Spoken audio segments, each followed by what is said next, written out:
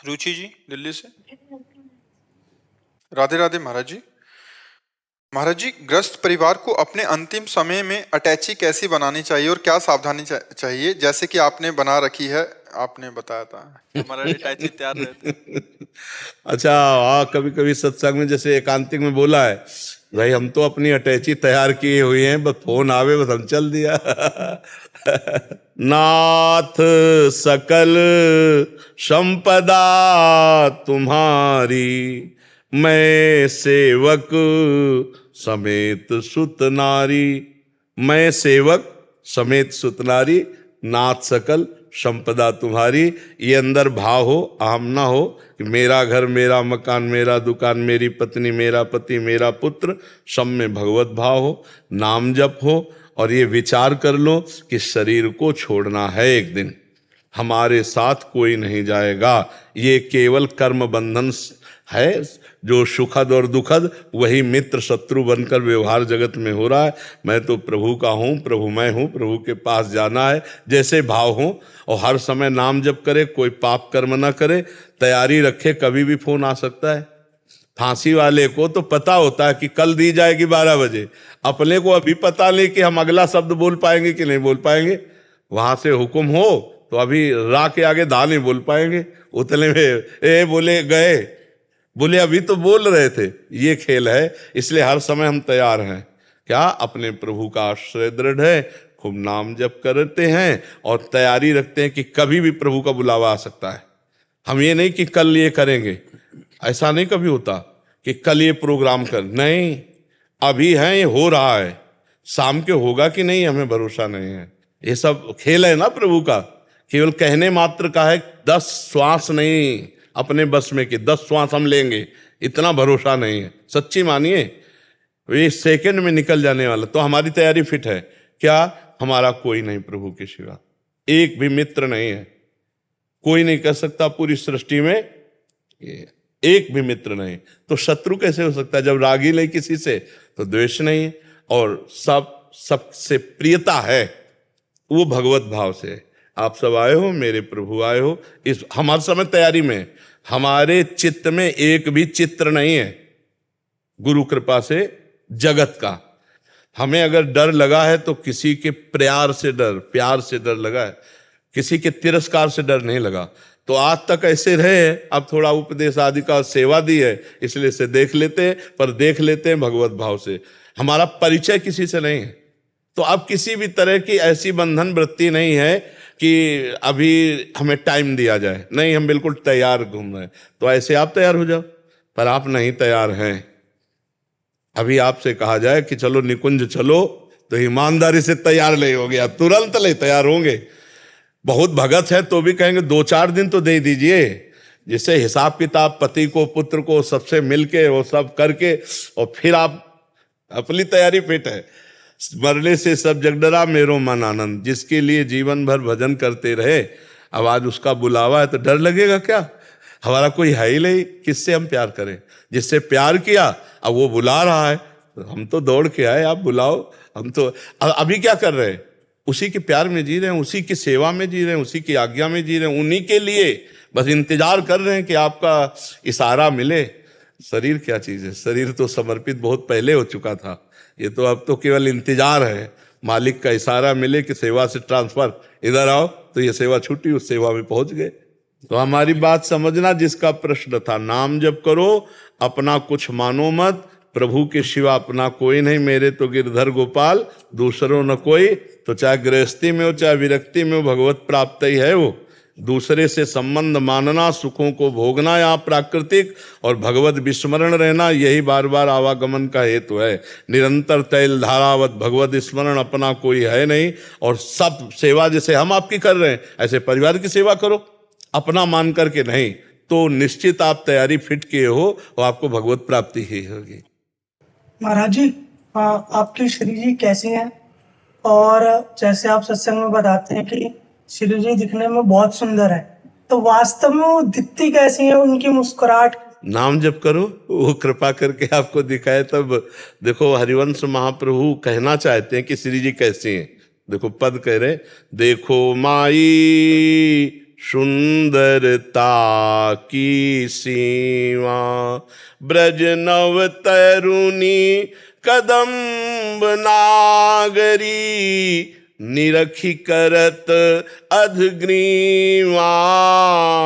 देखो माई सुंदरता की सीमा। तो ऐसा लग रहा है कि महाप्रभु श्री जी की सुंदरता का वर्णन कर रहे हैं। फिर आगे तुरंत बोल पड़े, जो को कोटि कलप लग जीवे, रसना कोटिक पावे। तो रुचिर बदनार बिंद की, शोभा कहत न आवे। देखो माई सुंदरता की सीमा। जो कोई करोड़ कल्प तक जीवे और करोड़ों जिव्या हो तो भी महारानी जी के रूप की बात नहीं कहे।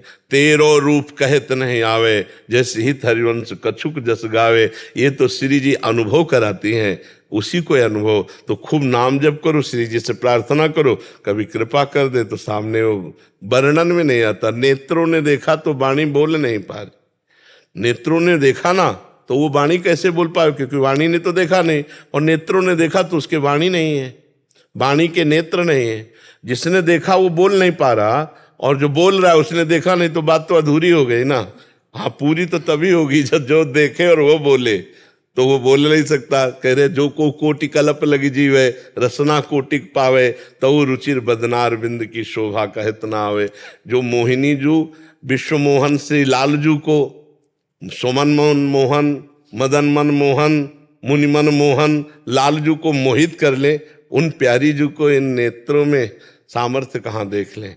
वो तो जब भजन करके प्रियाजू इन्हीं नेत्रों में प्रेम दृष्टि देती हैं। जैसे अर्जुन को दिव्य दृष्टि दी तो विराट रूप दिखा ना, नहीं तो श्री कृष्ण के साथ रहते हुए कभी विराट रूप में नहीं देखा श्री कृष्ण को।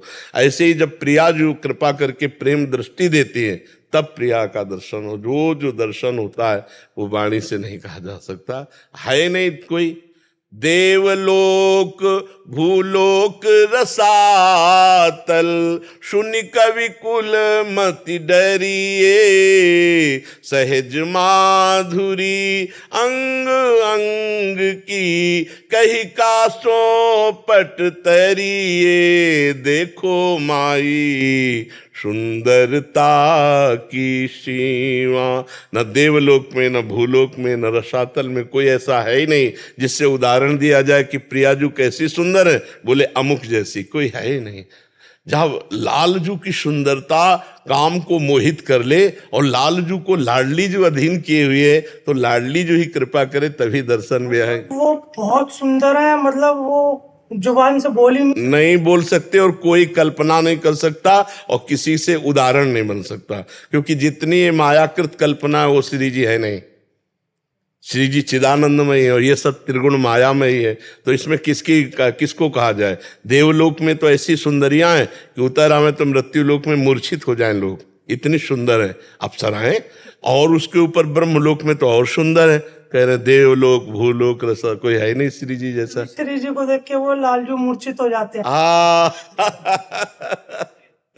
और महाराज जी, जैसे कोई प्रेमी जन श्री जी को याद करके उनके प्रेम में रोता है, तो क्या श्री जी भी उनको देख के भावुक होती हैं, तड़पने के लिए, उनसे मिलने के लिए? अब वो तड़पन किस कोटि के है, उसी कोटि की श्री जी के हृदय में होगी। श्री जी के हृदय तक तुम्हारी पहले हृदय की बात तो पहुंचे, समझ रहे ना।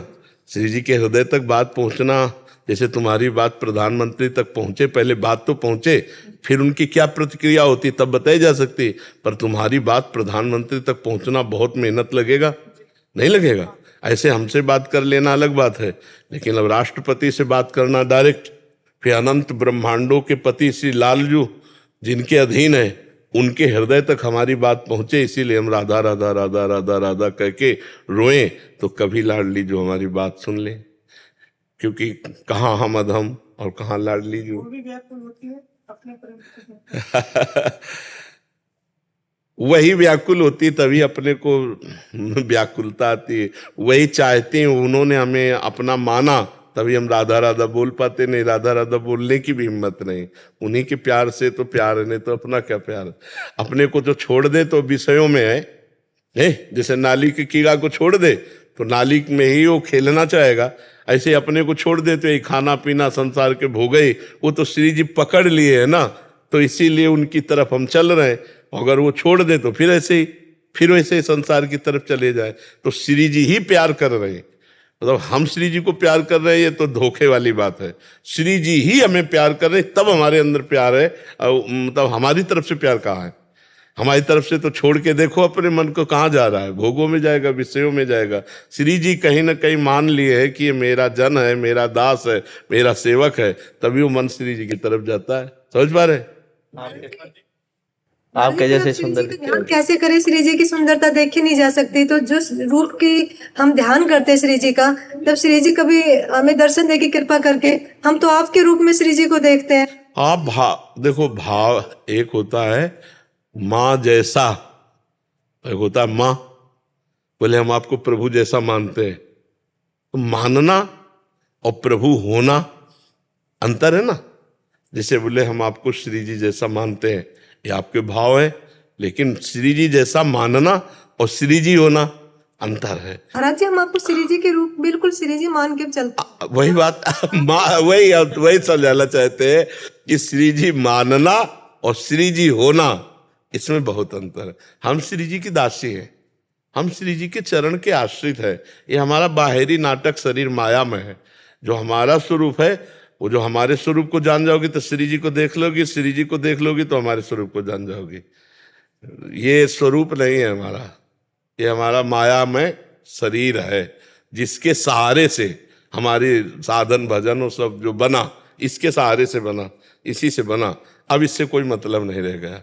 अब जो हमारा स्वरूप है वो तभी अनुभव में आएगा जब श्री जी कृपा करे। और जो अगर हमारे स्वरूप को देखोगे तो वही श्री जी पार्श्व में, श्री जी के पार्श्व में विराजमान दिखाई देगा। ये बड़ी गूढ़ बातें हैं, वो आंतरिक बातें हैं उनमें। तरुण जी, पंचकुला हरियाणा से। राधे राधे गुरुदेव। गुरुदेव, आपके चरणों में नमन। गुरुदेव, श्री जी की कृपा से 1 वर्ष पूर्व यूट्यूब के माध्यम से मैं आपकी शरण में आया। इसके कुछ वर्ष पहले से नाम जप तो चल रहा था श्री जी की कृपा से, परंतु इसके उपरांत सत्संग स्वाध्याय के महत्व को समझा, जिनकी महिमा को मैं अपने जीवन में आए अनेकानेक सकारात्मक प्रभावों के रूप में अनुभव कर रहा हूँ। गुरुदेव, कई वर्ष पहले मुझे परम पूज्य स्वामी राम सुखदास जी महाराज से मिलने का सौभाग्य प्राप्त हुआ था। उसके उपरांत उनके द्वारा लिखी हुई अनेक पुस्तिकाओं को पढ़ने का सौभाग्य मिला। उनकी पुस्तकों में वे अनेक जगहों पे चुप साधन का उल्लेख करते थे। उनका कहना था कि यदि साधक नाम जप के साथ साथ दिन में कुछ मिनट चुप साधन का अभ्यास करे। देखो, चुप साधन का मतलब राह से समझे हो, अपने को सबका साक्षी मानना। नाम जप कर रहे हैं, नाम को सोच रहे हैं, नाम कुछ कर रहे हैं, जैसे शांत बैठे हैं। अब हम अंदर से कुछ नहीं हम कर रहे हैं, जो हो रहा है उसके हम साक्षी हैं। इसे चुप साधन कहते हैं। समझ पा रहे हो? अब चुप साधन का मतलब क्या होता है? जैसे मन में संकल्प बन रहा है तो हम तो नहीं बना रहे ना, मन में संकल्प हो रहा है, बुद्धि को चिंतन कर रही तो हम तो नहीं कर रहे ना। चुप साधन का मतलब जब तक अच्छे महापुरुषों से संग से इसका रास्ते नहीं समझो तो ऐसा लगेगा इसे चुप साधन कहते हैं। नहीं, ये चुप, इसमें कहीं चुप हो, आप चुप होके देखो, नहीं वो तभी मैं परेशान हो जाता हूँ।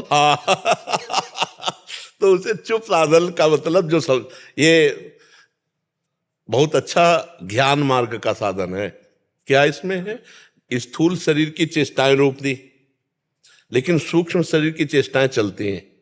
मन बुद्धि से, चित्त से जो चिंतन हो रहा है, अहम से जो क्रियाएं की गई हैं भूत में, या जो हमें भविष्य में करना है, या वर्तमान में जो हम, वो चल रहा है ना। आप पकड़ पा रहे हो हमारी बात की नहीं?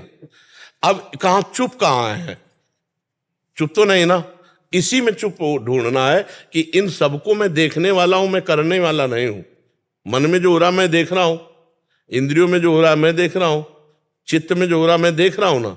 आप ज्ञान में आप दृष्टा हैं, आप शरीर थोड़ी हैं, न स्थूल शरीर है, न सूक्ष्म शरीर, न कारण शरीर। तो उस समय मैं चुप हूं और मैं इनको केवल देख रहा हूं, और इनकी हर बात को हम काटते चले जा रहे हैं। नकारात्मक, ये मैं नहीं हूं, ये मैं नहीं कर रहा हूं, ये मैं नहीं सोच रहा हूं। तो इससे क्या होगा कि ज्ञान बढ़ेगा और आप इनसे अलग होते जाएंगे। वो मोक्ष मार्ग का साधन है। जो आंतरिक साधन है कि मैं कभी देह हुआ ही नहीं, मैं कभी अंतःकरण हुआ ही नहीं, मेरा कभी स्वभाव है नहीं, मैं आत्मस्वरूप हूं और मैं इनमें फंस गया हूं। तो 2 मिनट से ही 5 मिनट से ही थोड़ा अलग होके देखे, ये ज्ञान मार्ग का साधन है। समझ जाता हूँ। उनको महाराज रामकृष्ण महाराज जी जो थे तो भक्ति मार्ग के ही बहुत प्रेरक थे मतलब। महाराज तीनों मार्गों का वर्णन किए हैं। जैसे गीता में सांख्य योग का भी वर्णन है, कर्म योग का भी वर्णन है और ज्ञान योग का वर्णन है। तो महाराज जी तीनों मार्गों का दर्शन कराते थे, लेकिन शुद्ध ज्ञान स्वरूप आत्मा में स्थित थे। समझना, शुद्ध आत्म स्वरूप में स्थित ज्ञानी महापुरुष थे महाराज जी। जो थे श्री स्वामी राम सुखदास जी शुद्ध ज्ञानी महापुरुष थे। जो भक्ति का रहस्य है वो ज्ञान का भी रहस्य है, दोनों एक ही जगह पहुंचते। तो जो ज्ञान में सिद्ध हो गया तो भक्ति के रहस्य को भी जानता है और कर्मयोग को भी जानता है, और जो कर्मयोग से सिद्ध हो गया वो भक्ति रहस्य को भी जानता है, ज्ञान योग को भी जानता है। जो भक्ति से सिद्ध हो गया वो कर्मयोग को भी जानता है और ज्ञान योग को भी जानता है। क्योंकि ज्ञान अलग चीज नहीं है। जैसे ज्ञान का तात्पर्य है कि जो सर्वत्र है, जैसे हम भक्ति में कहते सिय राम मैं सब जग जानी, तो ज्ञान में कहते सर्वम खलमिदम ब्रह्म नेनानास्ति किंचन। एक ही बात हुई ना। अब वो सर्वम खलमिदम ब्रह्म जो है तो यहां भी तो है ना, तो वही ब्रह्म मैं हूं, ये ज्ञान है। और यहां मैं का विस्मरण हो गया, मैं का विस्मरण हो गया। ब्रह्म नहीं, माया नहीं, नहीं जीव नहीं काल, अपनी हूं सुदिना रही, एक रहो नंदलाल। एक केवल भगवान में प्रीति, जैसे गोपी जनों की प्रीति ऐसे भगवत। तो स्वामी जी महाराज ज्ञान सिद्ध महापुरुष थे, संपूर्ण भक्ति के रहस्य के ज्ञाता, कर्म योग रहस्य के ज्ञाता थे। तो जब ये ज्ञान की बात आती, ये जो मार्ग समझना होगा ना कि कौन सी बात भक्ति की है और कौन सी मार्ग ज्ञान की है और कौन सी मार्ग कर्म, ये ज्ञान मार्ग की बात है कि हमको उसका साक्षी भाव होना है। हाँ, और भक्ति मार्ग में समर्पण है, साक्षी भाव नहीं है। भक्ति मार्ग में समर्पण है। जो हमारे शरीर से क्रियाएं हो रही वो सब श्री भगवान के लिए है। जो हमारे मन बुद्धि चित्त अहंकार है ये भगवत में संकल्प करें, भगवत चिंतन करें, ये भगवान नाम जप करें, भगवत लीला गुणगान श्रवण, हर इंद्रिय हर मन वो सब भगवान को अर्पित कर देना। मैं तन वाणी अंतःकरण सब भगवान को समर्पित होकर निश्चिंत निर्भय निशोक निसंशय और विपरीत भावना का त्याग, ये स्थिति आ जाती है। तो हम जैसे गीता पढ़ेंगे ना तो सब कुछ है उसमें। तो हम किस मार्ग के पथिक हैं ये देखना है। हम भक्ति मार्ग की बात ज्ञान मार्ग से जोड़ करके, ज्ञान मार्ग की बात भक्ति मार्ग से जोड़कर, तो हम विचलित हो जाएंगे। क्योंकि थोड़ी देर तो सब मार्ग एक जैसा चलते हैं, इसके बाद सब अलग हो जाते हैं। आगे का जो मार्ग है सबका अलग है। भक्ति में मैं का विस्मरण है और ज्ञान में तू का विस्मरण है। जो कोई भगवान जो सच्चिदानंद जो वो यहाँ मैं में है, मैं वही सब कुछ हूं। ज्ञान में, शुद्ध ज्ञान में वही आत्मा, एक ही आत्मा जो सर्वत्र व्याप्त है, वही यहाँ, वही मैं आत्मा हूं। तो अब इन अंतःकरण से और देह से अलग भाव में, साक्षी भाव में आना, वो चुप साधना है। हाँ, चुप होने का मतलब जैसे लोग समझते हो, ईमानदारी से देखो चुप कहाँ हो तो वही बात समझाने के लिए। तो अब जैसे कहा जाए कि थोड़ी देर चुप साधना करनी चाहिए कि शांत एकांत बैठ गए और चुप हो गए, मतलब शांत हैं, एकांत हैं और चुप हैं, तीनों बातें नहीं। ना आप शांत हो, ना आप एकांत हो और ना आप चुप हो। बैठ जाओ कहीं एकांत में जाके और ये तीनों बातें नापना कि क्या आप एकांत में हो। एक के सिवा अन्य जगह रमण न करना एकांत कहा जाता है। एक के सिवा अन्य जगह ना वृत्ति जाना उसे एकांत कहा जाता है। और शांत, किसी भी तरह की स्फुरना ही ना उत्पन्न होना। जैसे शांत जल में कोई तरंग नहीं होती तभी तो हम शांत कहते हैं ना, तो अंतःकरण में कोई तरंग ही ना हो तो उसे शांत कहते हैं। तो ऐसा नहीं है ना एकांत है ना शांत है और चुप नहीं है, नाना प्रकार के प्रपंच चल रहे हैं। अब उसके आप दृष्टा हो। अब आया ज्ञान मार्ग। अब चुप आपको माना जाएगा जब आप सबसे निरपेक्ष होकर शांत हैं, एकांत हैं, अलग एकदम, और आप दृष्टा मात्र। जैसे इनकी हर हरकतों को हम देख रहे हैं लेकिन चुप हैं हम, ऐसे ही हम अपने हृदय की ममता रहित आसक्ति रहित होकर अलग एकदम अपने को देख रहे हैं, तब माना जाएगा। वो थोड़ा बहुत पवित्र बुद्धि से है ना, तो हाँ, तो भगवान की शरणागति स्वीकार करके भगवान का नाम जप करना, भगवान का गुण कीर्तन करना, भगवान के गुण कीर्तन सुनना, एकांत में जब बैठना तो नाम पर ज्यादा जोर देना। देखो, स्वामी जी की वाणी पढ़ो, फिर राधा बाबा की वाणी पढ़ो। परम ज्ञानी राधा बाबा और अंततो गत्वा परम प्रेमी। अब आप देखो, आस्तिकता की आधारशिलाएं पढ़ करके देखो, है ना। और सत्संग के बिखरे मोती भाई जी महाराज की पढ़ के देखो। भाई जी महाराज, तो ये दोनों महापुरुष जो है, राधा बाबा और भाई जी, ये प्रेम मार्ग के भाव सिद्ध महापुरुष है। और स्वामी जी भक्ति कर्मयोग इन सबको प्रकट किए भाव, लेकिन सिद्ध हैं ज्ञान में। स्वामी राम सुखदास जी महाराज ज्ञान सिद्ध महापुरुष हैं, जो आत्मबोध प्राप्त है, संन्यास धर्म के अनुसार आत्मबोध प्राप्त है। तो आत्मबोध प्राप्त होते हुए जैसे उड़िया बाबा भगवान की कथाएं सुन रहे, नाम कीर्तन हो रहा, हरि बाबा जहाँ नाम कीर्तन करते वहीं उड़िया बाबा होते, पर उड़िया बाबा भक्ति का प्रकाश कर रहे हैं, लेकिन सिद्ध हैं ज्ञान मार्ग के। हरि बाबा उड़िया बाबा का संग कर रहे हैं, पर सिद्ध है प्रेम मार्ग के। ऐसे समझना होता है कि ज्ञान भक्ति सबका प्रकाश होता है महापुरुषों में, पर वो महापुरुषन ने सब रस गायो, शब्द समझना, देखनो ये है कि उनको हियो कहाँ ठहरानो, वो हृदय उनका, तो हृदय स्वरूप बोध में था। हृदय स्वामी जी का आत्मबोध में था, ब्रह्म बोध संपन्न महापुरुष। किंचन मात्र कहीं भी किसी तरह की न स्थूल में आसक्ति, न सूक्ष्म में, न कारण में। हाँ, तो आप आंतरिक जो लक्ष्य स्वामी, वो ब्रह्म बोध संपन्न महापुरुष और भक्ति के रहस्य के ज्ञाता और कर्मयोग के रहस्य के ज्ञाता और सांख्य योग में ज्ञान योग की परम निष्ठा को प्राप्त। और अब महापुरुष जन जानते हैं ना जगत का कल्याण कैसे होगा, भगवान की परम भक्ति से, उसी से शुद्ध ज्ञान भी होगा। इसीलिए उन्होंने कहा कि बहुत वर्ष अनुभव करने के बाद लगा कि गीता का मुख्य उपदेश भक्ति ही है। स्वामी राम सुखदास जी, हाँ, तो लगा कि गीता को उपदेश, लेकिन स्वामी जी की स्थिति कहाँ है? वो जब महापुरुषों के वचन पढ़ो ना, तो स्थिति उनमें छुपी होती है। आप स्वामी जी की कोई भी बात पढ़ना, वो वहीं पहुंचेंगे आत्मस्वरूप में। हमारी बात को पकड़ना, तो जहां जहां महापुरुष होते हैं ना, वो बात वहीं आ जाती है। अब जैसे आप लाख ज्ञान की बातें हमसे करवाओ, और जब हमारी बात को आप सुनोगे ना, तो बार बार में आ जाएगी कि प्रियाजू की कृपा से, भगवान की कृपा से, वो तो समझ लेना वो वहीं टिका हुआ है।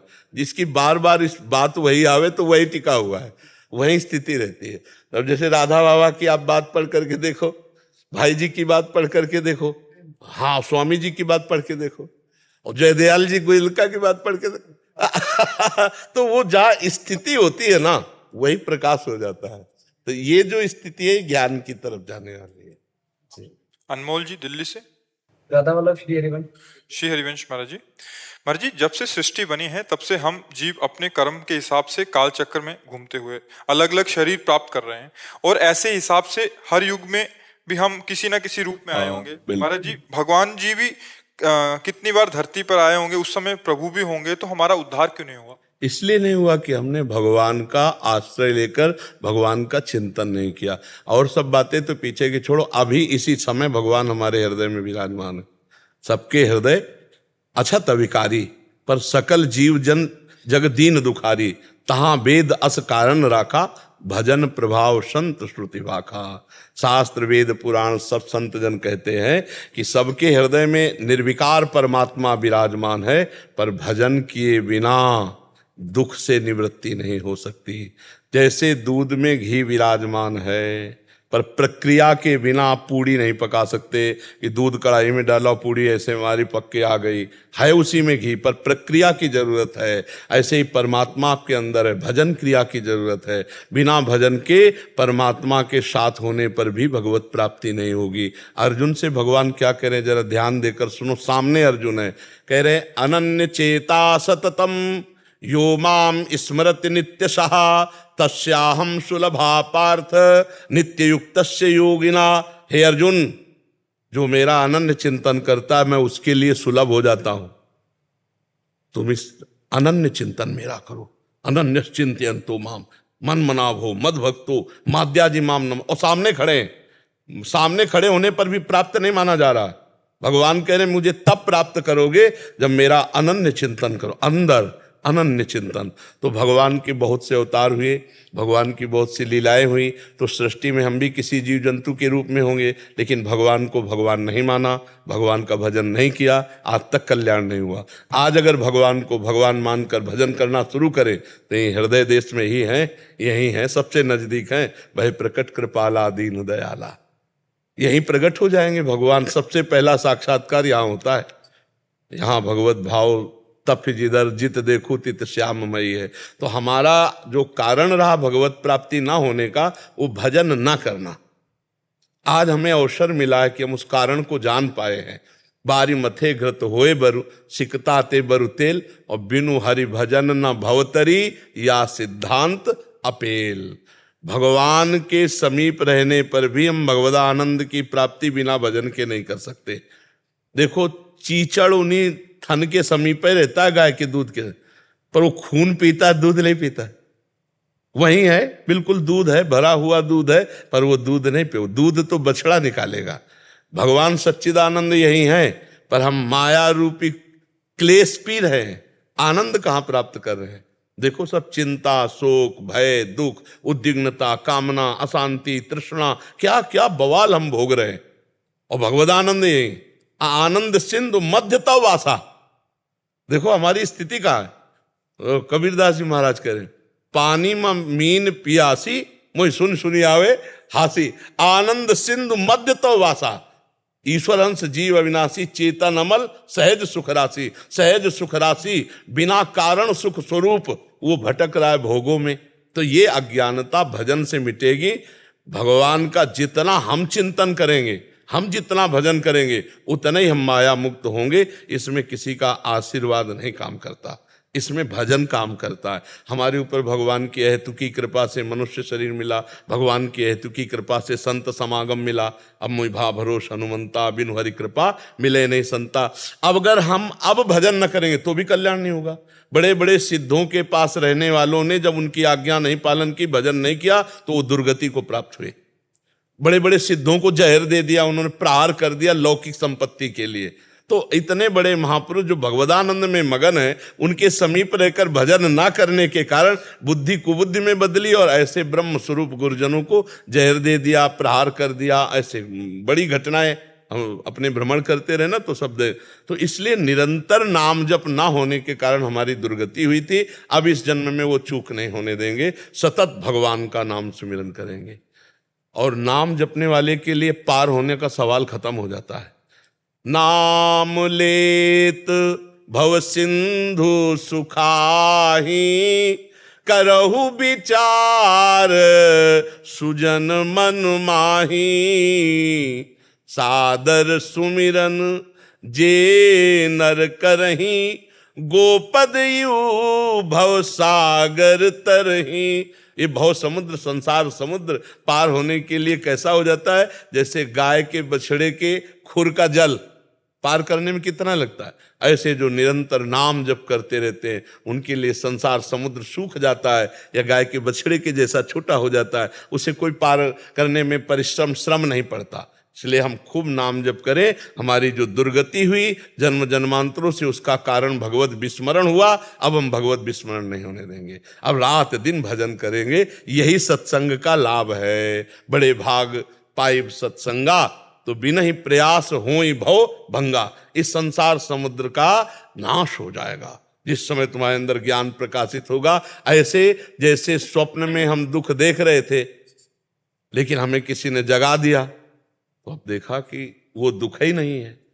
तो ये जो हम दुख भोग रहे हैं जन्म मरण का, ये अज्ञान में। जिस समय ज्ञान प्रकट हो जाएगा तो जे ही जाने जग जाए हेराई, जागे जथा स्वपन भ्रम जाई। जे भी ज्ञान हो, ओहो मैं जन्म जन्मांतरों से शरीर और शरीर आसक्ति में भोगों में भटक रहा था, अब वो जग गया। जगा हुआ पुरुष कौन? जो निरंतर भजन में है और भोग विलासिता का त्याग कर चुका है, अधर्म युक्त भोगों का त्याग कर दिया है। तो अब ये जन्म जगा हुआ होना चाहिए। सुअर कुत्ता बन के न जाने कौन कौन सी योनियों में क्या क्या भोगते रहे, अब नहीं। अब लो नशानी अब नान सही हो। गोस्वामी जी बहुत जोर की बात कह रहे, पायो नाम चारु चिंतामणि, उर करते न खसई हो, अब लो नसानी अब नान सही। आज तक समय बर्बाद किया भोगों में, अब नहीं, अब तो चारु चिंतामणि नाम पा गया हूं, अब उर करते हृदय रूपी हाथ से इसे नहीं जाने दूंगा, अर्थात हृदय से जपूंगा राधा राधा राधा, राम हरि कृष्ण, जो नाम गुरुदेव ने दिया, निरंतर नाम, नाम जप ही भगवत प्राप्ति है। अगर नाम जप नहीं हुआ तो देख लो क्या क्या कर्म नहीं किए होंगे, लेकिन आज तक भगवान नहीं मिले। अब नाम जप करेंगे और वो त्रुटि नहीं होने देंगे जिससे ये जन्म भगवत प्राप्ति के बिना हो हमारा व्यर्थ चला जाए, ऐसी त्रुटि नहीं होने देंगे। गौरव जी। राधे राधे गुरु जी। महाराज जी आपके चरणों में कोटि कोटि प्रणाम। महाराज जी, यदि हमें भगवान है, वो भगवान से हम, तो फिर हमें अपने ही कार्यों पर संदेह क्यों होता है? वो हम इस संदेह को दूर क्योंकि कैसे तुम ऐसा अनुभव नहीं कर पा रहे ना। दूध में घी है पर एक प्रक्रिया है, उस प्रक्रिया से निकालोगे क्यों? भला पूड़ी पका के दिखाओ सीधे दूध में, नहीं पकेगी। और उसी में घी है, 5 लीटर दूध है, उसको पहले दही उबालो, दही जमाओ, मंथन करो, मक्खन निकले, फिर उसको उबालो, तो आप फिर देखो घी निकल आएगा। उसी में घी है, आप में परमात्मा है लेकिन साधना नहीं है ना, इसीलिए संशय। जिसको ज्ञान ना हो उसे कहा जाए ये दूध है इसमें घी है, तो कैसे मानेगा कि यार इसमें घी कहाँ है? नहीं है घी, लेकिन प्रक्रिया के द्वारा उसी से घी निकल आएगा, नहीं निकल आएगा। अब जैसे ये मेहंदी है, आप मेहंदी को एक एक रेसा रेसा चीर डालो, कहीं लालिमा मिले तो बताना, कह दो यार मतलब मेहंदी में लालिमा तो होती लेकिन इसमें है नहीं। प्रक्रिया है, आप उसको बांटो, बांट के हाथ में रखो और 40 मिनट बाद धो दो, देखो हाथ में लालिमा आ जाएगी, आ जाएगी, ले आ जाए। तो ऐसे परमात्मा आप में है, लेकिन साधना करो, साधना रूपी प्रक्रिया नहीं तो आपको परमात्मा अनुभव में ले आ रहा है। वो है यही, संशय इसीलिए हो रहा है क्योंकि साधना नहीं। साधना हो जाए तो संशय खत्म हो जाए, यही अनुभव हो जाता है। छाती के अंदर ही बैठे हैं भगवान, हाँ, अपने हृदय में। सबसे पहले भगवत साक्षात्कार हृदय में होता है, पहले हृदय में होता है फिर बाहर होता है, ध्यान रखला। पहले हृदयस्थ भगवान फिर बाहर भगवान आते हैं। तो ये बात समझ रहे हैं? हमारी साधना बने तब बात समझ में आए। हम भगवान का नाम जप करें, भगवान की लीला कथा गाएं, संयम से रहें, गंदे पापाचरण ना करें, धीरे धीरे हृदय पवित्र होगा, संशय नहीं रह जाएगा, समझ में आ जाएगा कि भगवान है। और अभी तो बहुत दूरी है क्योंकि हम शरीर अभिमान में हैं, भोगों में हैं, संसार प्रिय लग रहा है, भोग अच्छे लग रहे, तो भगवान कैसे समझ में आएंगे? वो तो अंदर विराजमान है। देखो प्रधानमंत्री हैं, आप मिलना चाहो मिल सकते हो, लेकिन ऐसे नहीं मिल सकते कि हमारी तुम्हारी तक मिल सकते। वहाँ एक प्रक्रिया है, उस प्रक्रिया से पास होइए और ये अधिकार साबित हो जाए कि आप मिलने योग्य हैं, तो भारतीय आप मिल सकते हैं। जब एक प्रधानमंत्री मनुष्य है, उनसे मिलने के लिए हमें योग्यता और प्रक्रिया की जरूरत है। नहीं, महीनों लग जाएंगे, अभी थोड़ी मिल जाओगे कि जाए मिला है। और अनंत ब्रह्मांडों का मालिक जो है, अब आपको सोचो, जो अनंत ब्रह्मांडों का मालिक है उससे आप अभी मिल सकते हैं, अभी, पर मिलने की परम व्याकुलता, चाह पैदा हो जाए, भाई यही हमारे भगवान को चाहिए। रुदु सुश्रम राजन कृष्ण दर्शन लालसा, हे श्री कृष्ण आपके बिना आप जिया नहीं जा, अभी यहीं प्रकट हो जाए, सबके बीच में आपको दर्शन देंगे, किसी को दिखाई नहीं देंगे। रुदु सुश्रम राजन कृष्ण दर्शन लालसा, तो हमारे अंदर भजन हो, साधन हो, भगवान की भक्ति हो, तब हमारे अंदर रोना आए भगवान के लिए, प्रबल रोना आ जाए तो अभी भगवान प्रकट हो जाए। भाई योग्यता तो आपको दिखानी पड़ेगी। वो दैवी शक्तियां, जब कोई भगवान से मिलने के लिए चलता है ना, तो उसकी परीक्षा होती है कि आप भगवान से मिलना चाहते हो कि नहीं। कैसे? लो रुपया, राजी हो जाओ, राजी हो गए तो लाखों उसी में राजी हो गए। भूल गए कि भगवान से मिलने के लिए चले थे, उसे कंचन कहते हैं। फिर सुंदर सुंदर भोग भोगो, सुविधा है, सब फ्री, भोगने में लग गए तो भूल गए। अब जो दैवी शक्ति तुम्हें ले जाना चाहती थी वो काट दिया, नहीं ये भगवान से मिलने लायक नहीं।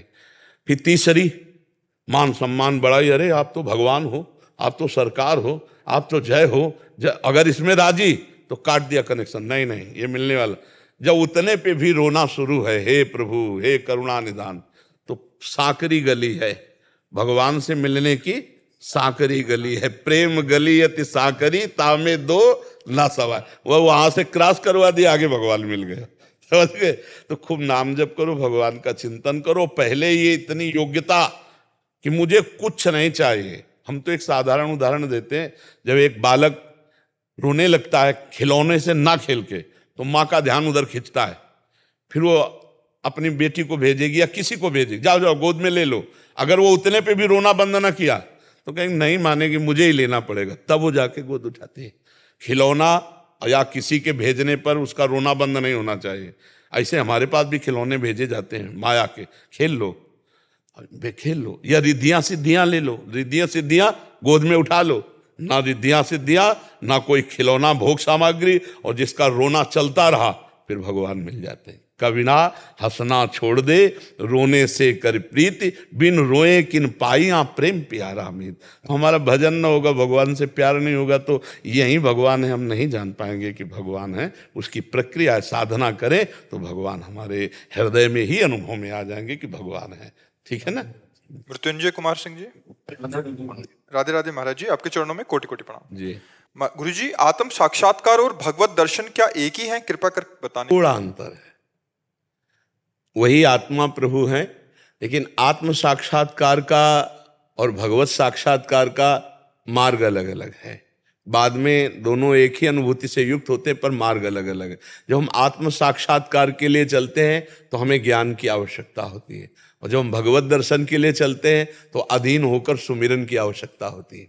मन वचन कर्म से प्रभु की अधीनता और निरंतर भगवान का नाम जप, तो भगवत साक्षात्कार। और जहां भगवान के दर्शन हुए तो मम दर्शन फल परम अनुपा, जीव पाव निज सहज स्वरूप, आत्म साक्षात्कार हो गया। और ज्ञान मार्ग से चलने पर आत्म साक्षात्कार, ना कि भगवत दर्शन। वही प्रभु हैं, पर वो आत्म साक्षात्कार के मुक्ति के मार्ग में जाएगा, पर जो भगवत दर्शन ये प्रेम मार्ग का स्वरूप है। आप समझ पा रहे हैं, भगवान की प्राप्ति या मुक्त होने के बहुत से मार्ग है, अष्टांग योग से भी, कर्म योग से भी, भक्ति योग से भी, ज्ञान योग से भी, पर प्रेम सबसे अलग बात है। प्रेम योग स्वतंत्र है, और ये बिना सुमिरन के नहीं होता। भजन के बिना प्रेम का कहीं भी किंचन मात्र विस्फुरण नहीं हो सकता। नाम ही प्रेम का मूल है, प्रेम मूल यह नाम है। प्रेमी रसिक जपत यह नाम, तो प्रेम मगन निज बन विश्राम। जो नाम को पकड़ लिया, इसी से प्रेम का प्रादुर्भाव हो जाता है। नाम में ही रूप समाया हुआ है, देखी रूप नाम आधीना। जब हम निरंतर नाम रटेंगे तो रूप भगवान का प्रकाशित होगा, और रूप चित्त चोर होता है। प्रभु का जो रूप है वो हमारे मन को, बुद्धि को, चित्त को चुरा लेता है। तो उठते बैठते चलते फिरते उसके ध्यान में उसके प्रीतम बसे रहते हैं, और जबान में उसका नाम बसा रहता है। इससे बड़ी सिद्ध स्थिति और कोई नहीं होती। अब इसी में अश्रु प्रवाह, गदगद कंठ, ध्यान में प्रीतम बसे हुए हैं, मुख में नाम चल रहा है, ये सबसे बड़ी प्रेम की स्थिति प्रकट होने के लिए है।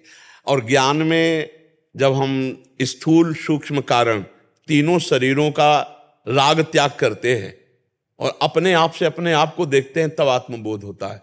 बहुत कठिन मार्ग है, गिरने की बड़ी संभावना है, पहुंचना बहुत कठिन है, क्योंकि कोई सहयोगी नहीं है। और भक्ति में करो सदा तिनके रखवारी, जिम बालक राखे महतारी, भगवान उसकी रक्षा करते। आत्मज्ञान के मार्ग में आपको चलना होगा, आप छोड़ दिए गिर जाइए। ब्रह्मा जी भगवान से स्तुति करते हुए कहते हैं, मैंने ज्ञानियों को बड़ी ऊंचाई से गिरते हुए देखा है, इसलिए प्रभु मुझे ज्ञान नहीं, आपके चरणारविंद का प्रेम चाहिए। तो जो हमारा स्वरूप है वो भगवत स्वरूप है, इसमें कोई संशय नहीं। वो अपने आप अनुभव में आ जाता है जब भगवान के प्रेम मार्ग में हम चलते हैं। चूंकि भक्त मोक्ष नहीं चाहता, इसलिए वहां टिकता नहीं है, तत्वबोध में टिकता नहीं है। तत्काल वो रूपाकर्षित होकर भगवान की लीला में प्रवेश पा जाता है, और ज्ञानी वो तत्व साक्षात करके मुक्त हो जाता है, मोक्ष को प्राप्त हो जाता है। तो आत्मबोध दोनों को होता है, ज्ञानी को भी और भगवत दर्शन करने वाले को भी। मम दर्शन फल परम अनुपा, जीव पाओ निज सहज स्वरूपा। जो सहज स्वरूप है हमारा आत्मबोध है, शंकर सहज स्वरूप सम्हारा, लाग समाधि अखंड अपारा। वो प्रेमी को स्वाभाविक ही हो जाता है, और ज्ञानी को बड़ा प्रयास करने पर भी नायम आत्मा प्रवचने न लभ्या न मेधया न बहुना श्रुते न। ये आत्मबोध ना तो प्रवचन करने वाले को प्राप्त हो, ना तो बड़े बुद्धिमान को, और ना तो बहुत सुनने वाले को। बोले जिस पर आत्मा कृपा कर देती है वर्ण कर लेती है, उसे आत्मबोध हो जाता है। तो किस पर? आत्मस्वरूप गुरुदेव जिस पर कृपा कर दी उसे तत्वबोध भी हो गया, भगवत साक्षात्कार भी हो गया। इसलिए हमें लगता है कलिकाल है, अगर नाम जप नहीं करोगे, भगवान के चरणों का आश्रय नहीं लोगे, तो बुद्धि इतनी प्रवीण नहीं है कि वो स्थूल शरीर का राग, स्थूल भोगों का राग, सूक्ष्म चिंतन का राग, कारण स्वभाव का त्याग करके वो अपने स्वरूप में स्थित हो जाए। बहुत कठिन है, क्योंकि इसके लिए जो सामग्री चाहिए वो है नहीं। वर्तमान में किसी बिरले के पास होगी। इसके लिए सामग्री चाहिए विवेक, सत्य असत्य वस्तु का। इसके लिए लोक परलोक का वैराग्य, समस्त भोगों का, जो आत्म स्वरूप के बोध का है, लोक परलोक के भोगों का वैराग्य, और शम इंद्रियों का निग्रह, दम मन का निग्रह, तितिक्षा हर प्रकार के कष्टों को सहने के, हर प्रकार के भोग के आवेश को सहने के सामर्थ्य, उपरति त्रिभुवन में कोई भोग उसको परास्त नहीं कर सकता, समाधान चित्त का परमात्मा में स्थित हो जाना, मुमुक्षता मैं इस संसार से बस मुक्त ही होना चाहता हूं, मुझे और कुछ नहीं चाहिए, ये बहुत कठिन है। बिना सठ संपत्ति के ज्ञान शुद्ध होता नहीं, और बिना ज्ञान के आत्मबोध होता नहीं। इसलिए हमें बहुत सरल मार्ग लगता है, भगवान का नाम जप करते हुए भगवान के आश्रित हो जाए। कौन सा ऐसा ज्ञान है जो नाम जापक को नहीं होता? कौन सा ऐसा तत्वबोध है जो नाम जापक को नहीं होता? नाम में शब्द बहुत छोटा है, राम, राधा, कृष्ण, हरि, और आप बार बार इसको दोहराइए तो सारे वेद इसी में, भगवान की पूरी सामर्थ्य इसी में, भगवान की संपूर्ण लीला इसी में, भगवान का संपूर्ण प्रेम इसी में छुपा हुआ है। जितने जैसे दो लकड़ियों के घर्षण से जो अव्यक्त अग्नि है वो व्यक्त हो जाती है, चिंगारी रूप प्रकट हो जाती है। अरण्य मंथन लकड़ियों का हित होता है। तो हमारी जबान और नाम का जब घर्षण होता है तो भगवान के नाम में जो सामर्थ्य वो प्रकट होना शुरू हो जाती है। सब सामर्थ्य, कोई ज्ञान ऐसा नहीं जो नाम जापक के हृदय में न जागृत हो जाए, कोई सिद्धि ऐसी नहीं जो नाम जापक के अंदर ना हो, लेकिन वो प्रयोग नहीं करता। वो भगवान के प्रेम रस प्राप्ति के लिए दैन्य हो करके जोई जोई प्यारो करे सोई मोहि भावे, वो अपनी कोई इच्छा ही जागृत नहीं करता, पर उसे तत्वबोध हो जाता है और प्रेम भी प्राप्त हो जाता है। और तत्वबोध के मार्ग में चलना वेदांत मार्ग से बहुत कठिनता है और कलिकाल है। इस युग में हमारी इंद्रियां विशेष चंचल हैं, हमारा खान पान अशुद्ध है, हमारा वातावरण बहुत भौगिक रजोगुणी है, इसलिए ज्ञान प्राप्त करके ब्रह्मबोध करना है तो बहुत कठिन है। और नाम जप करते हुए भगवान के आश्रित ऐसी भी परिस्थिति में तत्वबोध भी हो जाएगा और भगवत प्रेम भी हो जाएगा। आप समझ पा रहे हैं हमारी बात जी? किरण जी बेंगलोर से। राधे राधे राधे महाराज जी। महाराज जी, आज के युग में भक्ति, बुद्धि, सुंदरता और योग्यता में किसको ज्यादा महत्व देना चाहिए? क्या एक दूसरे के पूरक हैं ये? सुंदर क्या है, सुंदरता क्या है? हमको एक एक चीज बोलोगी तो हम आपको उत्तर देंगे। किसका प्रश्न है? हाँ, पहला है आपको कि भक्ति, बुद्धि और सुंदरता। सुंदरता किसे आप कहते हैं? जो बाहरी जगत में आज हम जो देखते हैं, लोग एक दूसरे से आकर्षित। नहीं, पर्दे पे आपने सुंदरता देखी, वो सत्य है क्या? नहीं। तो ये माया के पर्दे पे जो सुंदरता है सत्य है क्या? कुछ यहाँ सब सुंदर है? यहाँ क्या सुंदर है? हमें आप बता दो कि कौन सुंदर है। शीशा में रखी मिठाई है, 4-6 दिन 10 दिन, फिर इसके बाद उसकी दशा देखते जाओ, वो बदलती चली जाएगी, दुर्गंध युक्त हो जाएगी। और अगर कहीं अपने अंदर डाल लिया तो 6 घंटे में मल बन के निकल जाएगी, और अगर अंदर डाला तुरंत उलट दिया तो देखने लायक नहीं रहेगी, उल्टी बमन हो जाएगा ना। सुंदर क्या, मुझे बता दो कौन सुंदर है? यहाँ क्या सुंदर है? आज तक तो हमें यहाँ कुछ सुंदर लगा ही नहीं। बचपन से यही हमें लगा कि यहाँ सुंदर कुछ है ही नहीं। आज तक गुरु कृपा से वाह यार क्या सुंदर है, आज तक हमारे दिमाग में नहीं आया कि क्या सुंदर है। आप बहुत सुंदर बाबा। नहीं, ये हम लौट के वहीं लाने वाले थे, लौट के ये लाने वाले थे कि अगर सुंदरता कुछ है तो भगवान से जुड़ कर है। जैसे एक बर्फी है और उसे जब हम प्रभु को अर्पित कर देते हैं तो वो बर्फी नहीं, ऐसा लगे थोड़ा हमको दीजिए। चाहे जितना धनी आप आदमी हो, अगर बट रही हो तो थोड़ा दीजिए, नहीं। उसका महत्व क्यों हो गया? क्योंकि वो प्रभु से जुड़ गए। जो प्रभु से जुड़ गए तो सुंदर है, नहीं तो क्या सुंदर है आप बताओ। अच्छा, बुद्धि, अब बुद्धि जो प्रभु से विमुख है उसकी दुर्दशा देख लीजिए आप। वो अपनी बहन जैसी बहनों के साथ क्या दृष्टि रखता है, वो अपनी बहन जैसे बहनों के साथ क्या बर्ताव करता है। आप देखो ना, जैसे मेरी प्यारी लाडली बहन, ऐसे वो किसी की प्यारी लाडली बहन, लेकिन 4-4, 6-6, 10-10 लोग मिलकर मार करके क्या क्या, बुद्धि तो उनके पास है, लेकिन बुद्धि का क्या प्रयोग हो रहा है आप विचार करके देखिए। क्या आप सोचो, बुद्धि है पर भक्ति रहित है, धर्म रहित है, इसलिए बेकार है। सुंदरता है, भगवान से विमुख है, इसलिए बेकार सुंदरता है। बुद्धि तो बहुत लोगों का है, आतंक में भी बुद्धि लगानी होती है, नहीं लगानी होती, कैसे कहाँ कितनी सुरक्षा कवच को तोड़ करके। तो बुद्धि जो भगवान से विमुख है वो हमारे लिए महत्व नहीं रखती, सुंदरता जो भगवान से विमुख है वो महत्व नहीं रखती। इसलिए सर्वश्रेष्ठ भक्ति, भक्तिमान बुद्धि, भक्तिमान सुंदरता। ये प्रश्न की आप जो उत्तर देते हैं एकदम सटीक ऐसा देते, घर में बैठा बंदा बैठ जाता तुरंत। क्या है मतलब? नहीं तो हम पढ़े लिखे थोड़ी, बच्चा कक्षा 9 साइंस साइड पढ़े पकड़े हैं महापुरुषों के पास से बड़े बड़े सिद्ध महापुरुषों के सानिध्य मेरे उनका लगता है बाबा मुझे कोई बोल रहे क्या भाई, नहीं करना कल से ऐसा। हाँ, ये भगवान की कृपा है कि जो सुनेगा ऐसा लगेगा मेरे लिए ही सत्संग हो रहा है। बैठे कर गए, अरे नहीं करना कल से, ये गलत काम नहीं करना। यही हम अपने जीवन का यही लाभ मान रहे हैं कि हमारे जो समाज में है उसमें कुछ यत्किंचित सुधार शुरू हो गया तो हमारा जीवन धारण करना सार्थक हो गया। नहीं तो भजन करके अपने लिए मोक्ष पदवी प्राप्त करके मर जाते, कौन जानता। ऐसे हमारे जीवन का लाभ 4 लोगों को मिल रहा है तो हम और ऐसी स्थिति में महाराज जी गलत करते समय आपकी फोटो सामने जैसे कुछ गलत होने वाला आपकी फोटो जब दिखती है ना, हम देखते हैं। कल जैसे पानी गिर रहा था ना, रात में पानी गिर रहा था, लेकिन हजारों लोग भींजते हुए खड़े थे। तो देखो जीवन में भगवान के सिवा हमारा कोई रहा नहीं, न दोस्त रहा और घर परिवार तो कोई है नहीं।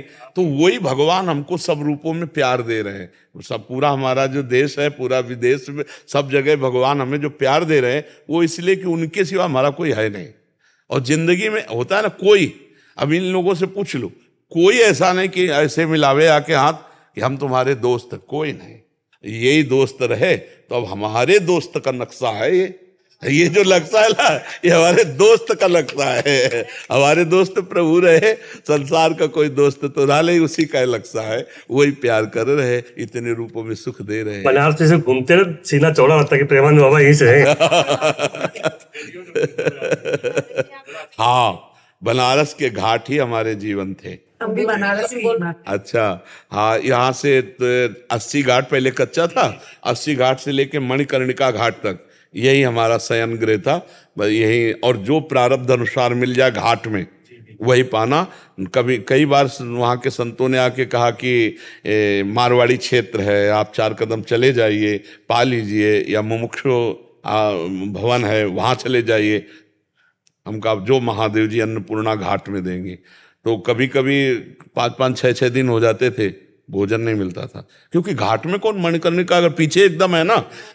हाँ, तो शाम के जब 80 घाट आते थे और जहाँ भिक्षुक लोग बैठते हैं वहाँ थोड़ी देर बैठ जाते, तो कभी कोई एक पेड़ा, कोई बर्फी या कुछ ऐसे दे दिया। मगर उस समय साय मचा था, बस मुझे ब्रह्मबोध करना है, मुझे ब्रह्मबोध करना, अपने स्वरूप का बोध, मैं कौन हूँ, बस इसकी किसी से कोई मतलब नहीं। अगर कोई हमसे बात करने के लिए आता तो हम खंडहर में चले जाते थे। पीछे बहुत से खंडहर हैं, जो घाटों के पीछे आप जाइए ना, बहुत से खंडहर। तो ऐसे जीवन व्यतीत करते। वर्षा होती थी तो खंडहरों में, दोपहर में जो पंडों की छतुरी होती है ना, हाँ, वहीं आनंद से गंगा जी की लहरें, वहीं दोपहर काटते थे। ऐसा मतलब तन्मयता थी कि बस ये आज विश्वनाथ जी के दर्शन होंगे साक्षात, ऐसा लगता। 3 बजे रोज जल चढ़ाने जाते थे विश्वनाथ जी के। देखे कि नहीं अब जो बन गया पूरा, अंदर से पूरा गंगा जी चले जाएंगे दर्शन करके। फिर नहीं, हमारे सामने नहीं था, हमारे सामने नहीं था। अब हमको तो, हाँ, हमको तो लगभग 24-25 वर्ष हो गए वृंदावन से बाहर नहीं गए। जब उस समय की बात की, पूरा 80 घाट कच्चा था, पैदल किनारे किनारे जाते थे, घाटों से किनारे से, और फिर मणिकर्णिका घाट से ऐसे ऊपर चढ़ के फिर रोज दर्शन कर ले जाते। हाँ, मीता स्वामी जी, कोटा राजस्थान से। श्री हरिवंश गुरुदेव, आपके चरणों में कोटि कोटि प्रणाम। गुरुदेव, आपकी कृपा से मुझे ऐसे अदम को गुरुदेव भगवान के चरणों की शरणागति प्राप्त हुई तथा श्री जी की अष्टयाम सेवा का सौभाग्य प्राप्त हुआ। श्री गुरुदेव भगवान, श्री मुख से कई बार सुना है कि एक सच्चा शरणागत वही है जो अपने गुरुदेव व इष्ट के चरणों के आश्रित पूर्ण रहे, अपना तन मन बुद्धि चित्त गुण दोष अपना सर्वस्व समर्पित करे तथा चिंता ना करे, चिंतन हाँ, देखो इसमें बात ये देखनी है भाई कि समर्पण का तात्पर्य है जैसे तन समर्पित, तो गुरु आज्ञा के अनुसार ही शरीर से क्रिया हो। तस्मात् शास्त्रम प्रमाणम ते कार्याकार्यो व्यवस्थितो। गुरु हैं हमारे शास्त्र और गुरु हैं हमारे संतजन। जो संतजन और शास्त्र सम्मत कार्य हैं वही शरीर से हो तो शरीर शरणागत। मन संकल्प करे तो भागवतिक करे, शास्त्र विरुद्ध भोगों का ना करे। वाणी बोले तो शास्त्र सम्मत मृदु हितकर सत्य बोले और स्वयं भगवत चरणारविंद में समर्पित तो तनु वांग मनोभीर अमलई सोहम तोय वाश्रिता, ये शरणागति का भाव हुआ। आज हम प्रभु की शरण में हैं। अब हमारे शरीर में दुख सुख जो भी आवे समान भाव से उसे भोग लें। दुख में हम प्रभु को भूले ना, हम कहीं ऐसा न हो शोकित होकर अपने सतमार्ग से विचलित हो जाए। सुख में इतना फूले ना कि अहम आ जाए और हम प्रभु को भूल जाए। सुख और दुख को समान भाव से सह जाए। सुख दुखे समय कृत्वा लाभा लाभो जया जयो। लाभ और हानि में, जय और पराजय में, सुख दुख में समान भाव रखकर हम प्रभु का स्मरण कर रहे तो हम शुद्ध शरणागत हैं प्रभु के। हमें चिंता नहीं करनी अपने कल्याण की, हमें चिंतन करना है हर समय। अनन्यस चिंतयन्तो माम ये जनाः परिपासते तेषां नित्याभियुक्तानां योगक्षेमं वहाम्यहम्। सकल लोक विश्व भरण पोषण करने वाले विश्वम्भर भगवान कह रहे हैं अहम, मैं उसका भरण पोषण करता हूँ। योगक्षेम मैं, प्राप्ति की रक्षा और अप्राप्ति की प्राप्ति कराना, दोनों बातें मेरे ऊपर, तुम केवल मेरा चिंतन करो। समझ पा रहे हो? अब आगे इसमें क्या प्रश्न है? इसमें कि इस अज्ञानी शिष्य के मन में इस बात को लेकर संशय एवं असमंजस की स्थिति बनी रहती है कि ये निर्णय कैसे लिया जाए कि किसी सीमा तक हमें अपनी वर्तमान की क्रियाएं अथवा चिंतन को तथा भविष्य की योजनाओं को व रूपरेखा को लेकर सोचना चाहिए अथवा नहीं। देखो, भविष्य का तो हमें चिंतन नहीं करना चाहिए। हमें वर्तमान के प्राप्त कर्तव्य को करते हुए राधा राधा राधा हम नाम जप करें, वर्तमान में प्राप्त कर्तव्य जो हमारे लिए है उसे हम कर। देखो, पाप और पुण्य का कार्यों को तो हमें लगता है लगभग सबको ज्ञान होता है, क्योंकि ज्ञान स्वरूप जीवात्मा। जब हम कोई पाप कर्म करने के लिए सोचते हैं तो अंदर ही हमारे उत्तर आ जाता है गलत है। आप इतने लोग बैठे हो, आप कृपा करके बताइए क्या आपके अंदर गलत कार्य करने के पहले आता है कि नहीं? गलत है, आता है ना। इसका मतलब सबको भगवान जगत गुरु श्री कृष्ण चंद्रजू वो बहुत धीमी आवाज में आता है। अगर आप गौर से सुनेंगे तो आपके मन में आएगा कि आपको नहीं करना चाहिए, वो अधर्म है जो अंदर से आता है, नहीं करना चाहिए। फिर उसी समय एक आता है कि करो यार, बड़ा आनंद मिलेगा, बड़ा सुख मिलेगा। ये है गलत सलाहकार मन और बुद्धि। और वो थी परमात्मा की आवाज जो कह रही थी गलत है। बस वो जरा सा संकेत करेगी, इसके बाद चुप हो जाएगी।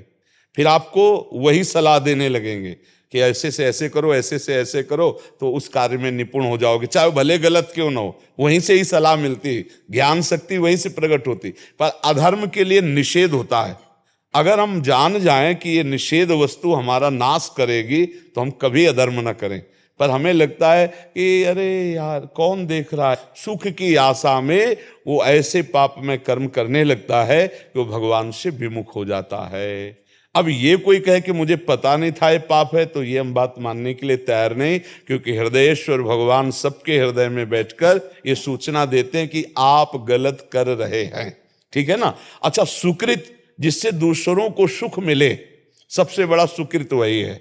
दूसरों को तन से, मन से, वाणी से, कोई भी हम अपवित्र व्यवहार वाला सुख नहीं कि दूसरों को सुख मिले तो हम अपवित्र व्यवहार कर दें, नहीं। धर्म युक्त दूसरों के सुख की भावना करना सबसे बड़ा धर्म। परहित सहित धर्म नहीं भाई। तो सीमा और असीम, ये दोनों बातें हम भगवान के चरणों में छोड़ते हैं और वर्तमान में प्राप्त धर्म पूर्वक कर्तव्य का निर्वाह करते हुए, नाम जप करते हुए। मामनुस्मर युद्ध चय, युद्ध माने अपने कर्तव्य, और मामनुस्मर अर्थात मेरा स्मरण, भगवान का स्मरण करते हुए अपने कर्तव्य का पालन वर्तमान में करो, भविष्य बड़ा मंगल होगा। और भूत में जो गलतियां होंगी सब मिट जाएंगी, क्योंकि वर्तमान में जो प्रभु का स्मरण करता है तो प्रभु का स्मरण ही सारे विपत्तियों को, पापों को नष्ट कर देता। हरि स्मृति सर्व विपद विमोक्षणम।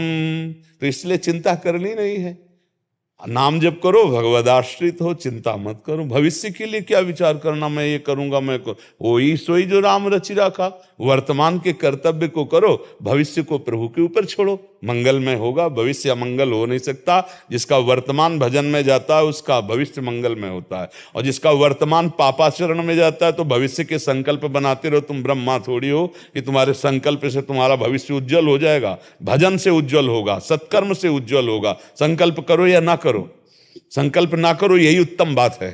संकल्प रहित हो जाओगे तो उज्जवल भविष्य हो ही जाएगा। संकल्प ही विकल्प तो फंसाए हमें। महाराज जी, हमें वृंदावन वास हेतु किस सीमा तक चिंतन करना चाहिए, इनका आगे हमें वृंदावन वास की चिंता नहीं करनी चाहिए, हमें वृंदावन बिहारी बिहारिणी जी का चिंतन करना चाहिए। हम कह रहे हैं तुम कलकत्ता में हो, अमेरिका में हो, देश विदेश हो, प्रिया प्रीतम का चिंतन कर रहे हो तो तुम प्रिया प्रीतम के पास हो। और वृंदावन में हो, प्रिया प्रीतम का चिंतन नहीं कर रहे, दोष दर्शन कर रहे हो तो तुम बहुत दूर हो, वृंदावन में नहीं हो। वृंदावन में रहने का मतलब प्रिया प्रीतम के चिंतन में डूबना। तो नाम जप करो और प्रिया प्रीतम से प्रार्थना करी, जब वो वास दे दे नहीं, जहाँ राखो ता रहो मान सुखरास है। मुझे जहाँ रखोगे मैं आपकी होकर रहूंगी, आपका चिंतन करूंगी, मेरे लिए हर समय परमानंद रहेगा, क्योंकि आपका चिंतन करूंगी। नर्क स्वर्ग अपवर्ग आस नहीं त्रास है, जा राखो ता रहो मान सुखरास है। क्यों? क्योंकि हर समय हम आपका चिंतन करते हैं, हमें क्या फर्क पड़ेगा। वृंदावन को चिंतवन यह दीप उर्बारी, कोटि जन्म के अगतमय काट करे उजियार। जो धाम का चिंतन करता रहता है धाम में भले न वास करे, उसके करोड़ों जन्मों के पाप नष्ट होकर अंत में धाम को ही प्राप्त होता है। खास बात है चिंतन करना। हाँ, धाम में जब हम वास करते तो मेरे चिंतन को सहयोग मिलता है, लेकिन बहुत बड़ी यहाँ बाधा भी है। और जगह सैनिक लगे, यहाँ पूरे काम क्रोध लोभ मोह, राष्ट्रपति भवन है, जैसे विशेष सुरक्षा नहीं होती राष्ट्रपति भवन की, तो यहाँ काम क्रोध लोभ मोह स्वयं खड़े हैं। जरा चूक हो जाएगी मार के गिरा दिए जाओगे। यहाँ का अपराध भी बहुत जोर का होता है, धाम है, यहाँ का पाप भी बहुत। ये चूंकि उपजाऊ भूमि है ना, बबूल बो गए तो आम बो गए तो जो बोगे फटाफट उपज जाएगा। तो यहाँ हमें लगता है कि गुरुजनों की आज्ञा, प्रिया प्रीतम के प्रेम में डूबे हुए वास तो ठीक है। अब यहाँ आकर संतों पर दोष दर्शन करो, ब्रजवासियों की निंदा करो, पापाचरण करो, तो मुझे लगता है यहाँ नहीं रहना चाहिए, दूर रहना चाहिए। दूर से एक आदमी ने प्रश्न किया था, वृंदावन आता हूँ तो दोष दर्शन होता है, बाहर रहता हूँ तो वृंदावन के लिए रोना आता है। तो हम कहा यहाँ मत आना, बाहर ही रहना, क्योंकि वृंदावन के प्रति भाव बना रहना। यही अब ऐसे जैसे आए और आपको दिखाई दे अरे यार यहाँ तो सब वैसे संसारिक जैसा है, तो आपका भाव बिगड़ जाएगा, क्योंकि आपकी दृष्टि ठीक नहीं। धाम के लिए पावन दृष्टि चाहिए, श्रद्धा और विश्वास से भरपूर भागवतिक दृष्टि। अब हमारे अंदर तो त्रिगुणात्मिका माया की दृष्टि है, तो हमें दृष्टि तो त्रिगुणात्मिका माया के दिखाई देंगे, तो धाम का दिखाई नहीं देगा, तो निंदा करने लगोगे। इसलिए मुझे लगता है प्रभु के आश्रित रहकर चिंतन करो, और जहां प्रभु जब जैसे रख रहे हैं उसमें राजी रहो, मांग अंदर करते रहो कि कभी ऐसा हो कि मैं वृंदावन के लायक बनूं और वृंदावन धाम में वास करके प्रिया प्रीतम के लिए रोऊं, प्रिया प्रीतम को मनाऊं। ये मांग रखते रहो, लेकिन हठ मत करो। जब वो चाहेंगे, जैसा चाहेंगे कर देंगे। क्यों, किसका प्रश्न है, समझ पा रहे हैं आप? कोई संशय? गुरुदेव, मैं राजकीय सेवा में हूँ, लेकिन मेरा मन बड़ा व्याकुल रहता है। राजकीय सेवा में हूँ तो मेरा मन करता है मैं छोड़ दूं, मेरा बिल्कुल भी नहीं। छोड़ने का विषय ठीक नहीं है, क्योंकि अगर आप राजकीय सेवा कर रहे हैं तो वो भी भगवान की एक सेवा हो रही। मतलब हमारे राष्ट्र के किसी हिस्से में आप किसी भी विभाग में हो तो आप हमारे राष्ट्र की सेवा कर रहे हैं, तो उसमें छोड़ना तो मुझे अच्छा नहीं लगता। छोड़ने की जरूरत नहीं, भगवत स्मरण करते हुए उसे किया जाए, उससे जो अर्थ मिले परिवार की सेवा में लगाओ, समाज की सेवा में लगाओ, तो दोनों बात हो जाएगी। अंतर से भगवत स्मरण हो रहा, बाहर से सेवा हो रही, तो हानि क्या हो जाएगी? आपको कोई भजन का विपरीत भाव उस विभाग से आता है क्या जहां आप सेवा करते हैं? जैसे स्टाफ वाले लोग बैठते हैं, प्रपंची वार्ता करते हैं, मैं नहीं बैठती तो दम्भी अहंकारी बोला जाता है। कुछ तो सह लेते हैं, हमको क्या जाता है इसमें, क्या जाता? यही तो हमारी भक्ति की परीक्षा है, ये तो हमारी भक्ति की परिपक्व अवस्था है कि हमको नाटकबाज कहा जाए, दम्भी कहा जाए, पाखंडी कहा जाए और हम उसको सह जाएं और चुपचाप चलें, तो क्या परेशानी है? एकांत नहीं मिल पाता, मैं जैसे चाहती देखो एकांत क्या है सखी, अभी बाहर हो इसलिए समझ में नहीं आता। एकांत का मतलब होता है हृदय का प्यार। एकांत कमरे में बैठना एकांत नहीं है, हृदय के प्यार को एकांतिक रखा जाता है। आप कितने लोगों से मिलती मुझे पता नहीं, लेकिन अपने को भगवान सुबह से कितने लोगों से मिलाते। आँख खुलती है, रोड में आ जाते 40-50 और कभी कभी और भी ज्यादा लोग हो जाते और सबसे आँख मिलाना होता है, क्योंकि रात भर खड़े तो एक बार तो आँख मिलाते, सबसे मिलते हैं। देखो अभी तक शुरू ही है, वहाँ यहाँ यहाँ, तो इसका मतलब फिर हमारा भजन नहीं होता क्या? हमारा प्रतिपल भजन होता है। इन सब रूपों में मेरे भगवान ही मेरे को दर्शन देते हैं, हम आनंदित रहते नहीं। अगर जरा भी हमारे भाव में त्रुटि हो जाए ना, तो उसी दिन हम ये सब बंद कर दें, नौटंकी नाटक नहीं स्वीकार है हमारे भगवान, और उसका हमें फल मिलता है। देखो वह नौजवान रोड में खड़े घंटों गर्मी में पसीना में जय श्री राधे राधे राधा राधा, ये क्या है? ये हमारे भगवान की हम पर कृपा है कि जो हमारे भारतवासियों, हमारे देशवासियों पर उसका प्रभाव पड़ रहा है। तो हम ये जो सोचे कि हम एकांत कमरे में कहीं बैठकर भजन कर लें, एक उपासक के अंदर वृत्ति होती है, लेकिन सही एकांत कमरा नहीं है, सही एकांत हृदय है। आर्त भाव से प्रभु को पुकारते हुए अपनी सेवा कर रहे हैं, समाज में है। जो आपको दम्भी पाखंडी बोल रहे हैं वो भी मेरा भगवान है, उस पर भी भगवत भाव, तो आप उच्च कोटि की महान भक्ता हो जाएंगी। देखो हर संत को जो सिद्ध पर भगवान के मार्ग में होता है, उसे समाज में भगवान उतारते हैं, और यही उसकी एकांत की भजन की परिपक्व अवस्था होती कि वो समाज में सफल हो जाए, समाज में सबका कल्याण कर दे। जो माल कमाएगा भजन और तपस्या का, उसको देना पड़ेगा समाज में, चाहे जितना बड़ा सिद्ध हो, तभी वो यहाँ से जाएगा, और ऐसे नहीं जाने देंगे। आप देख लो उड़िया बाबा, हरि बाबा, बड़े बड़े महापुरुषों को आना पड़ा समाज में, तो भगवान ने आपको तो समाज पहले दे दिया, तो आपको एकांत भागने की जरूरत नहीं, नौकरी छोड़ने की जरूरत नहीं। जो आपको ऐसे दोष से संबोधित करें जिससे हृदय दुखता है, उस समय हृदय मत दुखाओ, मुस्कुराओ और कहो हे प्रभु, मैं जानती हूँ आप ही बुलवा रहे हो, लेकिन प्रभु मैं आपसे वचन देती हूँ कि कभी भी आपसे दुखी होकर आपको नहीं छोड़ूंगी। आप सब में बैठे हो, अभी काम बन जाए, अभी काम बन जाए। हम समझते हैं भगवान किसी मंदिर में है, हम समझते हैं भगवान किसी अलग जगह है, सबके हृदय में भगवान बैठे हैं। तो भी भगवान हमें गाली क्यों देते हैं? क्योंकि हम कमजोर हैं, हमें पक्का बनाने के लिए। जैसे पहलवान का चेला हो ना, ऐसे मारे होकर तो 1000 बार वहीं मारेगा, क्योंकि वो जानता है मेरा चेला यहाँ से कमजोर है, अगली जगह पहलवान जब इसको मारेगा तो यहाँ से डाउन हो जाएगा, तो इतना वो वहां मारेगा कि अगला पहलवान जब मारे तो उसको कोई फर्क ना पड़े। तो हम हरि के चेला हैं, वो जानते हैं कि मान का ये प्रिय हो चुका है, अपमान इसे बुरा लगता है, तो 100 बार अपमान दिलाएंगे और हमको पक्का करेंगे।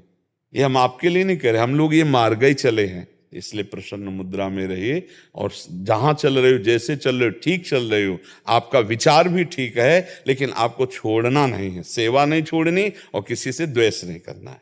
जी।